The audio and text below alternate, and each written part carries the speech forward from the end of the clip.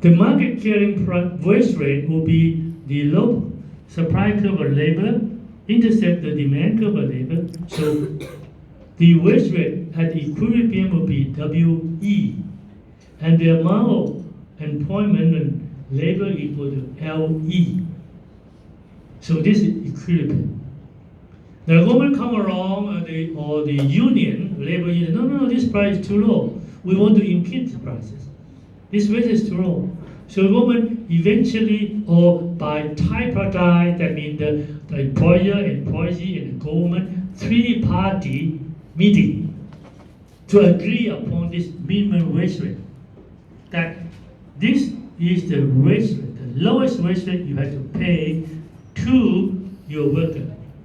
At the moment, the minimum wage rate in Thailand is 300 baht per day. Okay? 8 hours. In fact, some sectors higher, about 400 baht already. But the minimum wage is 300 baht. Now, let's consider what will be effective. If without a wage rate, this much of labor will be employed. But with this labor wage rate, minimum wage rate, the demand will be only this one. So that means what? The total labor will be only LM or LM min. So means what? The people working in the economy is less than before. So this will generate so-called unemployment.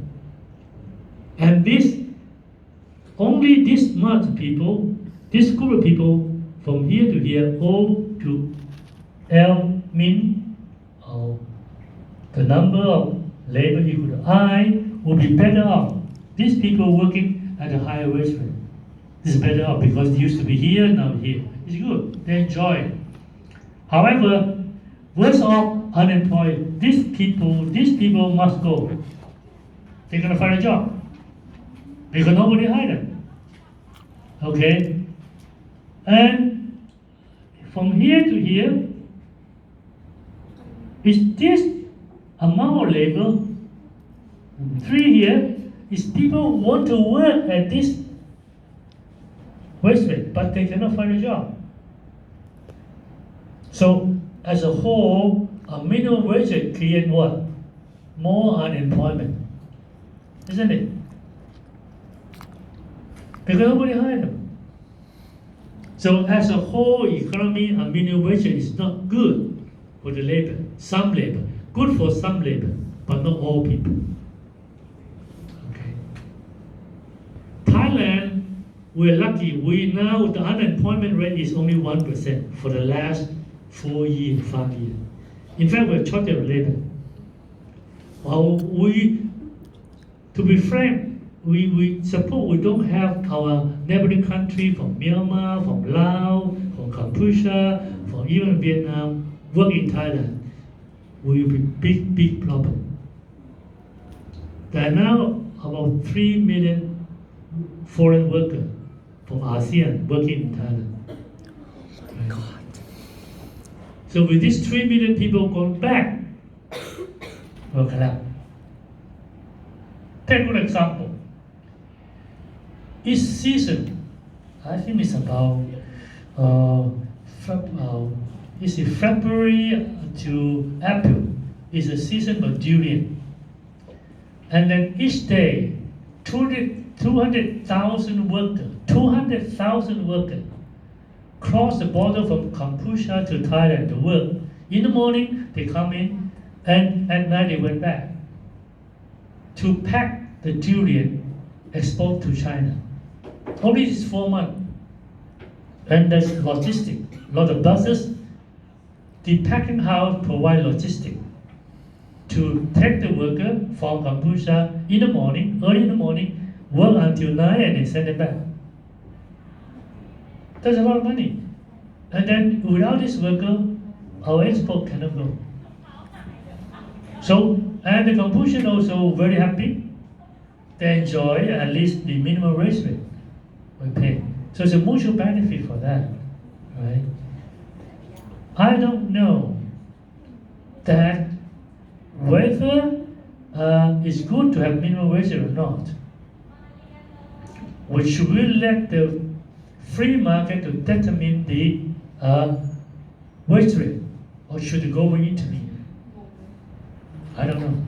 Personally, I think that if some sector is not very productive, they cannot increase the wage rate, the sector had to go bankrupt.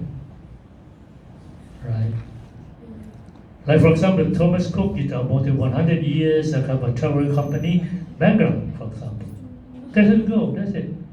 They go, that means there will be a lot of people unemployed too. So why we pick this one up? By having the minimum wage like this, will create big problem for the agro industry, or for those processing factory of agriculture produce. Because agriculture sector, the margin is comparatively lower than industrial sector. So agriculture sector cannot afford to a higher wage rate. Right? So by having the minimum wage rate, actually hurting the agriculture sector rather than helping the agriculture sector. Okay, that's my personal, point of view. So as long as this wage rate is compatible or is okay with standard living, then let it be there. You see, if you increase the wage rate, the price, retail price, everything increase the same. If you increase 10%, they increase 10%. So at the end of the day, you're the same, standard living. Right? It doesn't mean that you increase your wage rate, the price of food and everything now doesn't increase. If you increase almost the same percentage, you better or not? Same thing. Right? So this is one thing that my government now is trying to be the so-called get out of the trap of the middle developing country. We go into more step to kind of a developed country. Yes, it's good, but there are a lot of people left behind. Some people just cannot, elevate their standard of living, and they are skilled to high income level. Then there's a big problem. Malaysia, for example, they try to get out this trap. Eventually, they are a lot of debt. Malaysia going back to the whatever they started 10 years ago. Right. So by try to implement the policy to inject to the economy, create this kind of a GDP growth rate, but doesn't take care of the distribution income, actually is hurting the general people. It doesn't help the general people at all. Okay, this is the minimum wage rate. Okay? Now go back. This is easy.